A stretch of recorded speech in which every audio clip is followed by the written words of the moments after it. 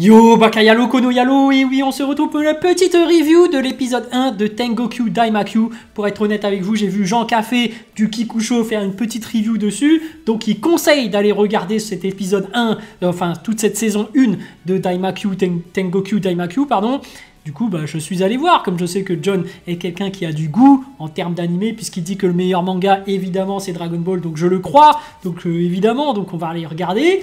Et ma foi, je suis très intrigué par ce qui va se passer par la suite. Donc moi, j'ai vu que l'épisode 1, je n'ai pas vu le manga, je ne sais pas ce qui va se passer, donc il va falloir que je regarde la suite. C'est disponible sur Disney+, je n'ai pas Disney+, donc je vous mets le lien vers voir anime, parce que voilà, on est un peu des escrocs, hein, on trouve un peu des liens pour essayer de regarder les choses.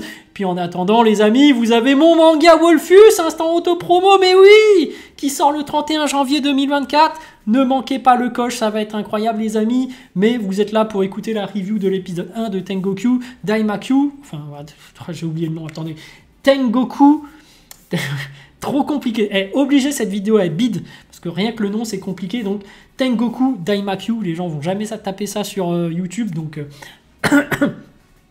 impossible à retrouver, mais n'empêche que cet épisode 1 m'a intrigué, j'ai envie de voir la suite. C'est très intéressant parce que dès le début, je vais spoiler évidemment, les enfants sont enfermés dans un dôme, ils sont en train d'étudier comme un peu dans The Promised Neverland, donc on peut se poser pas mal de questions de pourquoi est-ce qu'ils sont dans ce dôme, pourquoi est-ce qu'on leur dit pas la vérité par rapport à ce qui se passe à l'extérieur, pourquoi est-ce qu'ils sont en train d'étudier, et il y a une volonté de les faire étudier et qu'ils apprennent et qu'ils deviennent vraiment plus intelligents. Donc on le voit très bien parce que rien que la classe, on voit qu'ils sont que 5 personnes. Toi-même, tu sais que quand la classe elle est nombreuse, ça devient plus compliqué d'avoir une éducation parfaite, plus approfondie, alors que là, tu es vraiment sur 5 personnes. Tu tiens absolument à ce qu'ils deviennent plus intelligents. En plus, tu leur permets des outils plus améliorés technologiquement, scientifiquement. Donc, il y a une véritable volonté de devoir les faire évoluer intellectuellement. Pour quelles raisons? Alors, est-ce que à l'extérieur, il y a eu un virus qui s'est propagé et qui a décimé toute la population, ou est-ce que il y a eu des monstres qui ont mangé tout le monde, un peu comme dans The Promised Neverland? C'est la question, parce que juste après, on bascule sur 2 personnes qui sont dans la ville, qui sont à l'extérieur, et ils sont vraiment dans des villes désertes. Il n'y a vraiment presque plus aucun humain. À un moment, ils arrivent et ils trouvent quelques rares survivants, et au final, tu te rends compte que dans cette région, il y a un putain de monstre qui est là, qui est en train de bouffer des gens. Donc la question se pose, qu'est-ce qui se passe dans cette ville déserte? Qu'est-ce qui se passe dans ce monde à l'extérieur? Et qu'est-ce qui se passe à l'intérieur du dôme? Pourquoi est-ce qu'il y a une zone aussi sécurisée par des scientifiques? Qu'est-ce qu'ils ont l'intention de faire? Alors, moi, je vais faire des hypothèses forcément parce que j'ai envie de faire des prédictions là-dessus. Bon, évidemment, je pense pas que ça va être comme The Promised Neverland, ça va pas être un plagiat parce qu'on a quand même quelques petits indices qui peuvent nous mener quelque part. Donc moi, ce que j'ai constaté, c'est que dès le début, il y a un mec qui montre un dessin d'un poisson avec plusieurs pattes. Donc, ce dessin avec le poisson avec plusieurs pattes, et même la meuf à côté qui dit « Mais pourquoi tu as dessiné ça? Normalement, les poissons, ils n'ont pas de pattes !» Je pense qu'il y a eu des mutations. Je pense que peut-être il y a eu un gaz qui a touché tout le monde sur la Terre, ou un virus. Du coup, en fait, les humains ont commencé à se transformer en monstres. Donc, ils ont commencé à perdre leur humanité et ont commencé à se bouffer des gens. Et il y a des gens qui sont plus ou moins immunisés. Et donc, je pense que ce dôme a été créé pour que des gens deviennent de plus en plus intelligents pour pouvoir trouver un remède à cette hémorragie, à ce virus qui se propage dans le monde. Un peu comme dans Labyrinthe, tu vois. Tu sais, Labyrinthe, on se rappelle que c'est en 3 parties. Labyrinthe, c'est le film, la trilogie, là. D'ailleurs, c'est en roman. Et on se rappelle que c'est l'intelligence d'une personne qui a permis à trouver un vaccin contre les gens qui se transformaient en zombies. Là, j'ai peut-être l'impression qu'on s'oriente vers la même chose. Si on les pousse à étudier à ce qu'ils se renforcent intellectuellement, c'est peut-être parce que l'intelligence permet de créer l'antivirus qui te permet d'être immunisé contre la transformation en monstre. Grosse hypothèse évidemment, mais on constate évidemment qu'on est dans des villes désertes, qu'il y a eu qu'on est après il y a eu un apocalypse qui s'est déroulé. On ne sait pas ce qui s'est passé, mais voilà. Et pourtant, tu as des maisons, enfin la vitre était intacte, mais tu vois bien que les choses sont quand même saccagées. Tu sens qu'il y a eu des monstres qui sont passés par là. D'ailleurs, à la fin, on voit qu'il y a un monstre qui est arrivé.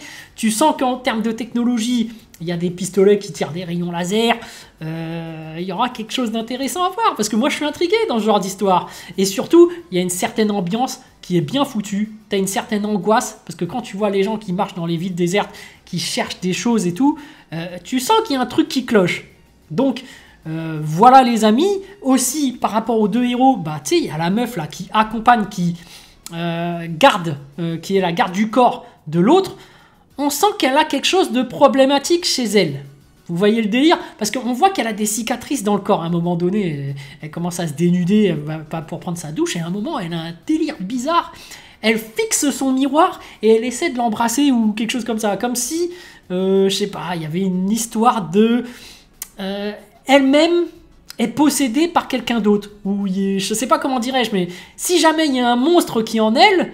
Est-ce que ce monstre ne serait pas amoureux d'elle-même, de sa propre apparence? Je sais pas, tu vois le délire? Bah, moi je pars vraiment loin sur des hypothèses, mais voilà, j'ai envie de savoir qu'est-ce qui se passe. Je me dis, qu'est-ce qu'elle a elle? C'est quoi son problème? En plus, elle semble avoir un passé assez lourd, hein.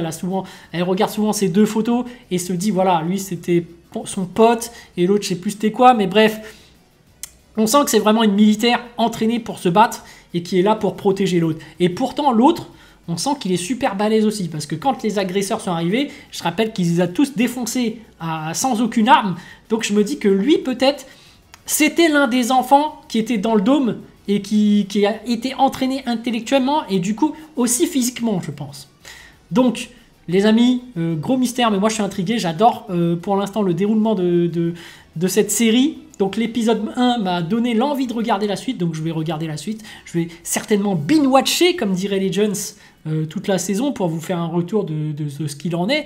Puis voilà les amis, hein, moi je vous recommande également de regarder, parce que rien que l'épisode 1, juste pour avoir le petit truc, petite lot à la bouche là, bah n'hésitez pas à le regarder. Donc je rappelle le nom, c'est Tengoku Daimakyu. Très compliqué à...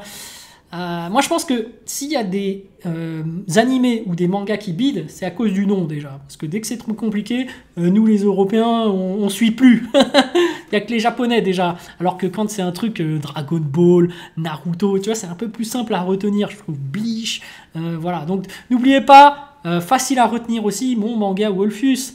N'oubliez pas, donc 31 janvier 2021, tu peux pas l'oublier quand même, c'est simple à retenir.